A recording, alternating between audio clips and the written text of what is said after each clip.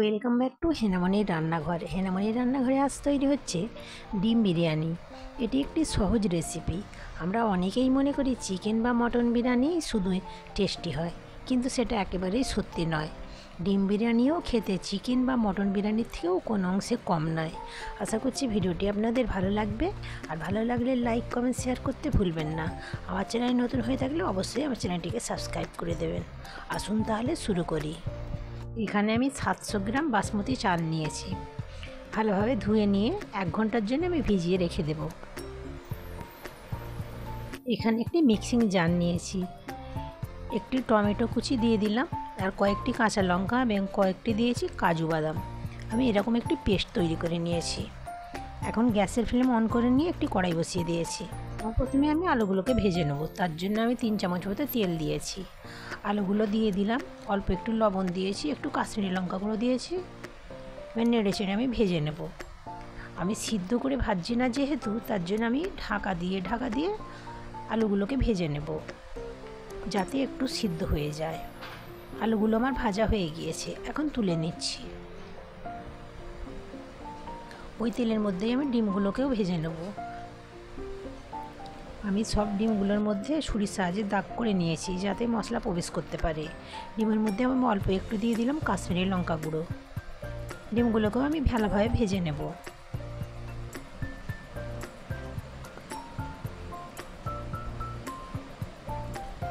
ডিমগুলো আমার ভাজা হয়ে গিয়েছে, এখন আমি উঠিয়ে নেব।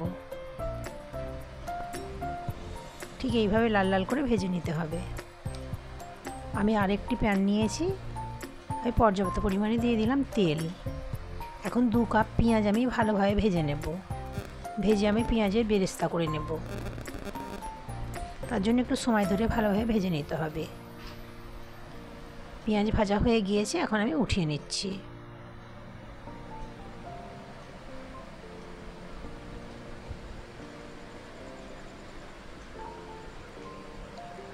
ওই কড়াইয়ের মধ্যে আমি কিছু গোটা গরম মশলা ফোড়নের জন্য দিয়ে দিলাম। 2টি তেজপাতা দিয়েছি, 4টি লবঙ্গ, 4টি এলাচ, এবার 2 টুকরো দিয়েছি দারচিনি। একটু ফোড়নটিকে ভালোভাবে নেড়ে ছেড়ে একটু ভেজে নিয়েছি। এখন দিয়ে দিলাম 2 চামচ মতো আদা রসুন বাটা। আদা রসুন বাটাটাকেও আমি ভালোভাবে ভেজে নিচ্ছি।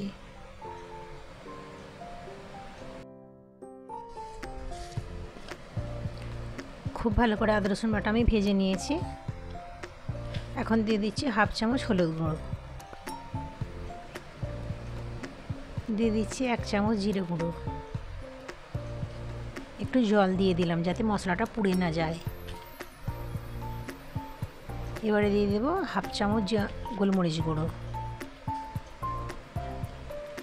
এখানে 1.5 চামচ নিয়েছি ধনে গুঁড়ো, 1 চামচ নিয়েছি কাশ্মীরি লঙ্কা গুঁড়ো। সব কিছু ভালোভাবে মিশিয়ে নিচ্ছি। একটু জল কম হয়েছিল, আবার একটু জল দিয়ে দিলাম। মশলাটিকে আমি ভালোভাবে কষিয়ে নিচ্ছি। এখন দিয়ে দিচ্ছি 1/2 চামচ লঙ্কা গুঁড়ো। সব কিছু নেড়ে চেড়ে ভালোভাবে আমি কষিয়ে নিয়েছি, এবং বেটে রাখা টমেটো এবং কাজুর পেস্টটাও দিয়ে দিলাম। এখন আমি সব কিছু ভালোভাবে মিশিয়ে খুব ভালোভাবে কষে নেব। এখন দিয়ে দিলাম স্বাদ মতো লবণ।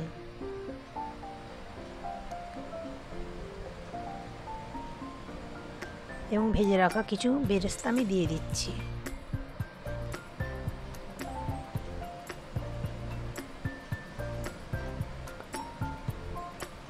এখানে 3 চামচ ফেটানো টক দই নিয়েছি, সেটাও দিয়ে দিচ্ছি।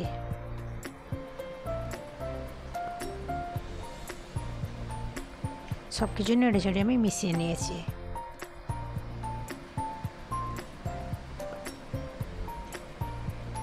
অল্প একটু জল দিয়ে দিলাম। এখন আমি ঢাকা দিয়ে কয়েক সেকেন্ডের জন্য ফুটিয়ে নিচ্ছি। মশলা থেকে তেল ছেড়ে দিয়েছি, এখন দিয়ে দিলাম ভেজে রাখা আলু। নেড়ে চেড়ে আমি মিশিয়ে নিচ্ছি। একটু কষিয়ে নেওয়ার পর এখানে আমি দিয়ে দিচ্ছি বিরিয়ানির মশলা। 1 চামচ বিরিয়ানির মশলা নিয়েছি।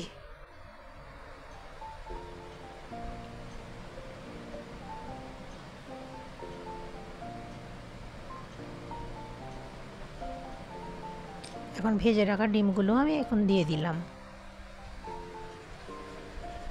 হালকা হাতে নেড়ে চেড়ে আমি মিশিয়ে নিচ্ছি।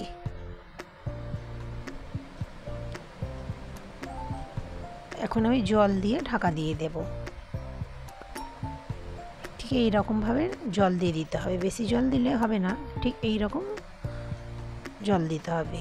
উপর থেকে দিয়ে দিলাম কুচনো ধনেপাতা এবং 1 চামচ দিয়ে দিচ্ছি গরম মশলা। ঢাকা দিয়ে আমি 10 মিনিট রান্না করে নিয়েছি। রান্না করা আমার হয়ে গিয়েছে।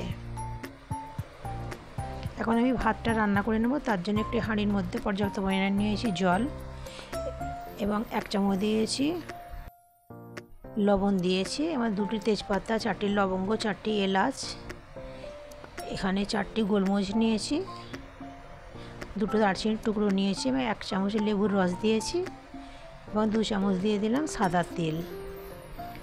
জলটিকে আমি ভালোভাবে ফুটিয়ে নিয়েছি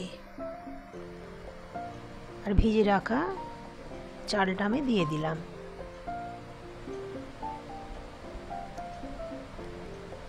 এখন আমি ভাতটিকে রান্না করে নেব। 70% মতো রান্না হয়ে গেছে। এখন আমি উঠিয়ে নিচ্ছি।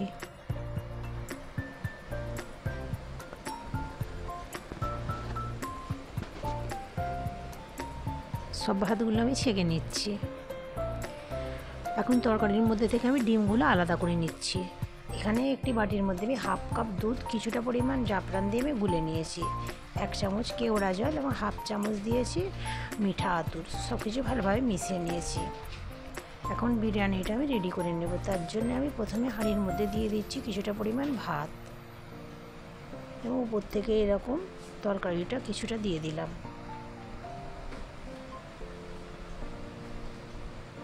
কিছুটা পরিমাণ তরকারি দেওয়ার পরে আবার একটু ভাত দিয়ে দেব।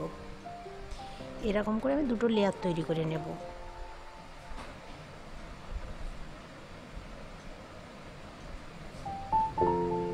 আর 2টো লেয়ার তৈরি করা হয়ে গিয়েছে। সবগুলো ভাত আমি উপর দিয়ে দিলাম এবং উপর থেকে যে ডিমগুলো তুলে রেখেছিলাম সেই ডিমগুলো দিয়ে দিচ্ছি।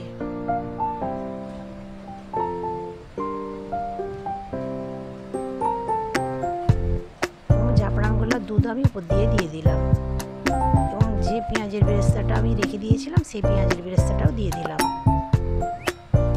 কিছুটা পরিমাণ ধনেপাতা কুচিও দিয়ে দিচ্ছি এবং 1 চামচ দিয়ে দিচ্ছি বিরিয়ানির মশলা।